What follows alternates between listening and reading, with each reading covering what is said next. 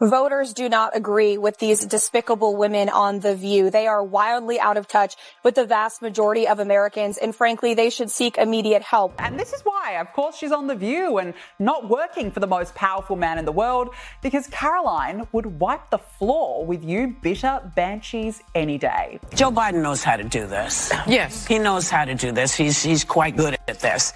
And you know, you can't refute anything with him because he just, when I say him, I mean... He rambles. Trump. Yeah. He tends to just... But can I mention one thing? Wow, the reaction to Karoline Leavitt's recent clash with Whoopi Goldberg is something else. It's like a whirlwind of outrage, hypocrisy, and pure entertainment wrapped into one.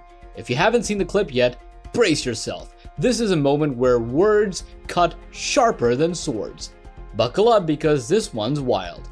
Before diving in, make sure to subscribe to our channel so you never miss stories like this. I too am a working mom and always have been. I've been a professional woman since I graduated from college or law school.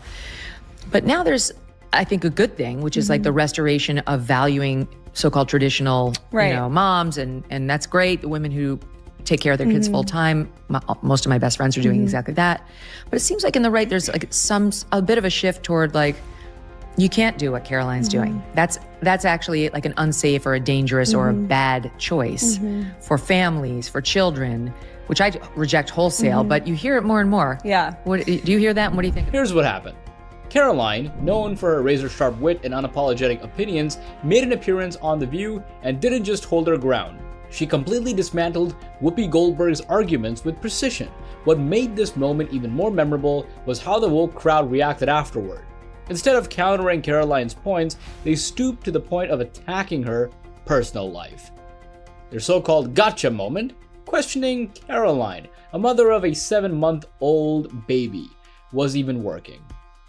Yes, you heard that right. The same group that constantly champions women having it all suddenly pivoted to suggesting she should stay at home baking cookies. Hypocrisy at its finest, wouldn't you agree? They seem to support women's empowerment until the woman in question doesn't align with their views. And Karoline? She didn't miss a beat. With poise and confidence, she explained that being a working mom is her choice, made not only for her child, but for every child in America, to fight for a brighter future. I would reject that it's a bad choice. Is it a tough choice? Absolutely. As a mother, you want to be with your child 24/7. You have that maternal instinct. 27. Yeah. Not all the time. Well, right now, yes, because he's 7 months and just squishy and lovable, but I'm sure that will change.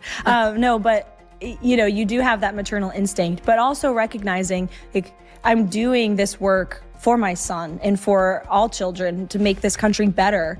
And it's a once in a lifetime opportunity. Yes. It's also it's temporary, right? In 4 years, my son will be 4 years old and the president will no longer be at the White House. And then I'll move on and do something else. But, this chaos of 24/7 work is a temporary matter. And that's what at least I tell myself to get through these very long and hard days. But I would reject that you can't be a good mom and be good at your job. I think you can do both. It certainly it's not for everybody. And it takes a lot of work and will and faith and prayer. And it's hard, but it can be done. And, I would reject that. She didn't flinch, she didn't apologize, and she certainly didn't back down. Instead, she reminded everyone of a simple truth. Women are capable of balancing career and motherhood without needing anyone's approval. What really stood out was how she flipped the narrative. Karoline made it crystal clear that supporting full-time moms doesn't mean belittling working moms and vice versa. It's all about personal choice, hard work, and individual priorities, not about conforming to some one-size-fits-all ideology. But as expected, the outrage machine wasn't satisfied. The hosts of The View doubled down with even more absurd takes. Instead of focusing on real issues, they veered into conspiracy theory territory with one of the wildest claims yet. And I gotta ask you, because they said it, are you aware of any plots from Elon Musk to push President Trump down the stairs?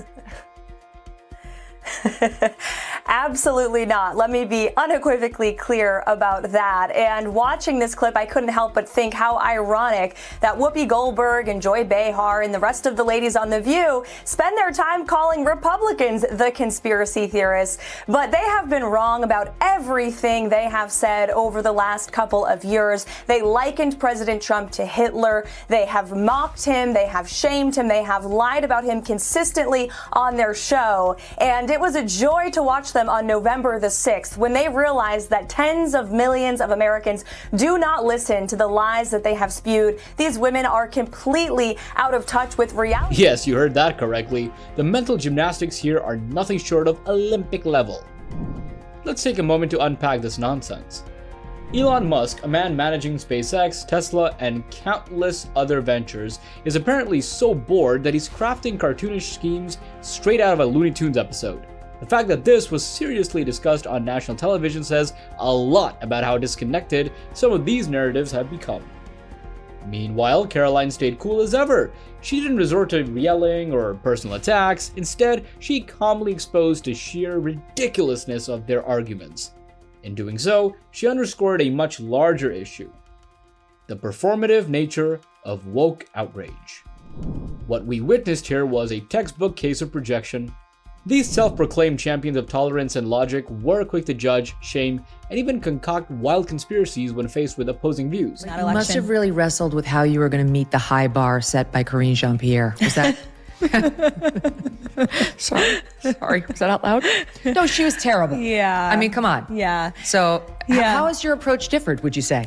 I think it's vastly different. And if you ask people, even in the legacy media, even the Trump haters, they will tell you the approach has been much different. Not just from me, but They the admit that to entire you. White House. Oh, absolutely. They come in my office every day and they'll admit that off the record. Oh. Maybe not on the record, but they will say they appreciate the access and the transparency and the preparation that goes into my briefings, and everybody on our team, by the way, who goes out to the cameras and speaks. We have great policy experts who are great spokespeople for the president. Meanwhile, Karoline demonstrated grace under pressure, refusing to compromise her principles. By standing her ground, she revealed the hollow core of their arguments and hypocrisy.